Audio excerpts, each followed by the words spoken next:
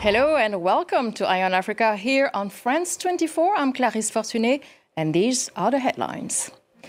They were expected in Luanda. They met in Qatar. In a surprising twist of event, DR Congo and Rwanda presidents hold an informal meeting. Felix Tshisekedi and Paul Kagame express their support for a ceasefire in a joint statement. Diplomatic tension between France and Algeria. The two countries' relationship are under increasing strain after Algeria opposed a French bid to deport several dozen Algerians, rejecting France's threats and ultimatums. And then we'll go to the land of Cesarea Evora. Famed Moma singer lived in Mindelo, a small port city on the island of São Vicente in Cape Verde. Her music still resonates in the streets 14 years after her death. So in a surprise announcement, the presidents of Rwanda, Paul Kagame, and DR Congo, Felix Tshisekedi, are said to have met in Qatar this Tuesday. The Qatari Ministry of Foreign Affairs released a joint statement that says the heads of state reaffirmed the commitment of all parties to an immediate and unconditional ceasefire as agreed. And that agreement refers to the African summit that took place last month in Tanzania. So let's try to make sense of the situation by bringing Thierry Vircoulon, an analyst. Thank you very much, Thierry Vircoulon, for joining us. First, so what is your reaction? What do you make of this meeting? Are you surprised? Well, that is indeed a surprise for various reasons. The first reason is that now for quite a long time, both presidents of Congo and Rwanda refused to meet face to face. When they last met, they exchange strong words. People say that they insulted each other. So for quite a long time, they have refused to meet, and that changed suddenly. And the second surprise comes from the fact that, in fact, Qatar has already tried to organize such a meeting in early 2023. And at the last minute, President Tshisekedi did not show up. So that's why it's quite surprising. And of course, as you mentioned, there was supposed to be a meeting not in Qatar, but in Angola between the Congolese government and the M23, and this meeting did not happen. And instead, we had that meeting between the president of Congo and the president of Rwanda, not in Angola, but in Qatar. So that's why I was surprised. And of course, you just mentioned the key players were expected in Luanda and Angola. So instead, Tshisekedi and Kagame met in Dakar. But without the M23, where were they? Well, the M23 refused actually to go to Angola. They talked about security guarantees, and they also asked for the lifting of the European sanctions that were announced on Monday. And as some of their leaders have been sanctioned by the European Union, they say that they will not go to talks in Rwanda as long as those sanctions won't be lifted. But what is also quite interesting is that finally President Tshisekedi obtained some sort of an advantage, I would say, because from the beginning of that conflict, he always said that that M23 issue has to be sorted out with Rwanda, because that rebellion is backed by the Rwandan army. And of course, President Kagame denied this repeatedly. But we see that at the end of the day, it's not a meeting between the Congolese government and the M23 that happened, but a meeting between the two head of states of Rwanda and Congo. So it's a kind of, I would say, a small advantage for President Tshisekedi.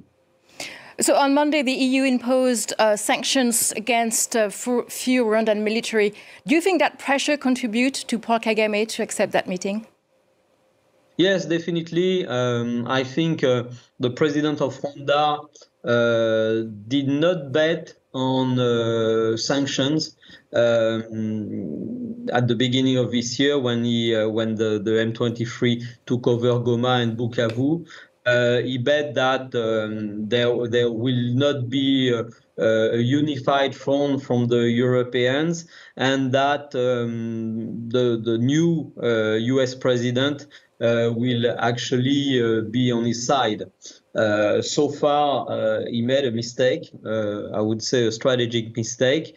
The European Union, as you said, has sanctioned Rwandan militaries, and it seemed that the line in Washington about this conflict remained the same, basically from the Biden administration to this administration. So there's no change of position by Washington so far. So as I was saying, the joint statement said that the meeting was informal, so nothing concrete came out of that meeting. So, but is there still hope for future negotiations and possibly for a resolution of the conflict?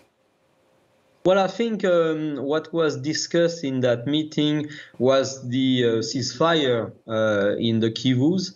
And I think there was an agreement, probably an agreement between the two presidents about a ceasefire on the ground. This will, of course, will have to be confirmed with the M23. And we'll see, of course, this week if indeed the fighting stopped there. But I think what was, of course, the first step is that idea of a ceasefire that is agreed both by Kigali and Kinshasa. So that's, I would say, also a small first step, but a necessary step. Thierry Vircoulon, thank you very much. Thierry Vircoulon, Associate Researcher at AFRI Africa Center. Thank you very much for your analysis. We'll continue monitoring the situation there. Me.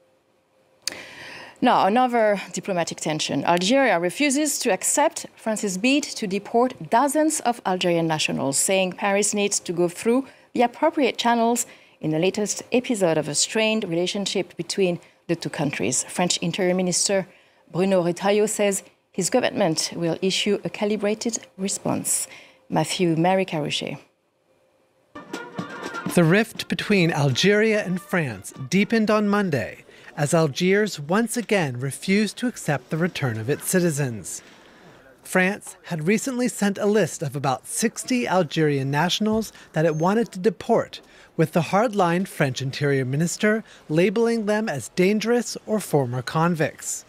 But Algeria would not be cowed, as it said it wanted to ensure the rights of individuals subject to deportation measures. Algeria reaffirms that it categorically rejects threats and intimidation attempts, as well as injunctions, ultimatums and denunciations. The French have been invited to follow the usual channel which has been established between prefectures and consulates. Since his appointment to Interior Minister in September, Bruno Retailleau has championed a tough policy regarding immigration, threatening to resign if France allows Algeria to continue to reject deportations. On Sunday, he promised to raise the stakes. I regret that Algeria refuses to apply international law. As decided by the Interministerial Committee chaired by the Prime Minister, a progressive response will be implemented. The Algerian deportation issue has become heated in France, especially after a fatal knife attack in February by an Algerian national. French authorities had tried to expel him multiple times in the past. Algerians have had special immigration status in France since the 1960s, when Algeria ceased being a French colony and the two countries agreed to exempt Algerian nationals from common immigration law. But recently, the French government has threatened to withdraw from the agreement. Paris and Algiers have had tense relations for years, but ties have deteriorated significantly since July 2024, when French President Emmanuel Macron recognized Moroccan sovereignty over the disputed Western Sahara, also claimed by the Algerian-backed Polisario Front. Since being re-elected in September, Algerian President Abdelmadjid Tebboune has yet to set foot in France, having repeatedly postponed a state visit that was first planned years ago. And for background, Algeria proclaimed independence from France more than 60 years ago. In 1968, the two countries signed a migratory agreement under which Algerian nationals would have special rights in France. This agreement is now under threat. Algerians made up 16% of foreign-born people in France last year, making them the #1 foreign population. Antonia Carrigan takes us through the content of this deal. On the 27th of December 1968, Algerian Foreign Minister Abdelaziz Bouteflika and French diplomat Jean Badevant signed a historic agreement.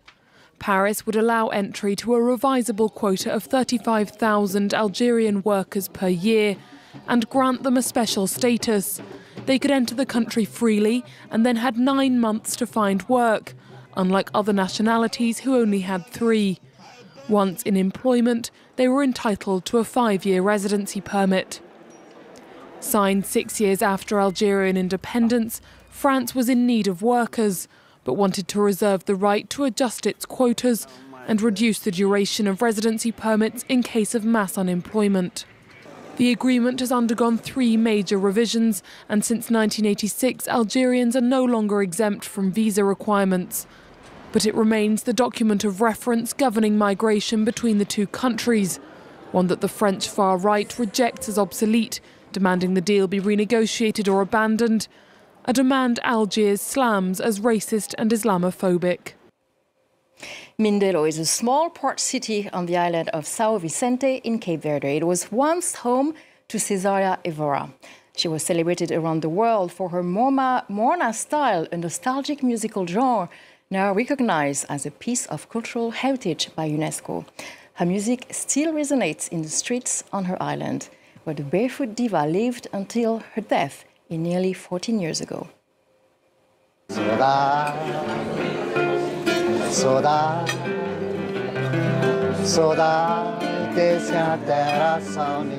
An unforgettable melody, one that often soundtracks Cape Verdean nights and is etched into the hearts of its musicians.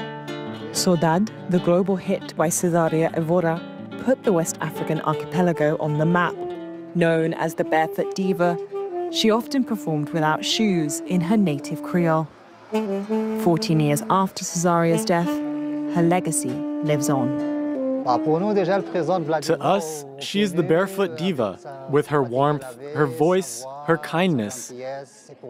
She is a great inspiration. To this day, her songs are still played everywhere, on the radio, at home. Famous for singing morna, a genre of music from Cape Verde, her songs often explored love, nostalgia, and the history of Cape Verdean people. In the city that she lived her whole life, Cesaria is omnipresent, from banknotes to the local cafes, where friends and acquaintances still share tales from the musician's extraordinary life. When she invited the mayor for lunch, he came and sat down. Then a local madman happened to walk past her house. She called out to him, "Hey, come here," and asked if he'd eaten. She told him to sit down and eat with the mayor. She placed the madman right next to the mayor. That was Cesaria. For her, everyone was equal. She was always the same person. She never changed. She helped others. Mindelo is soon opening a new museum dedicated to their beloved diva.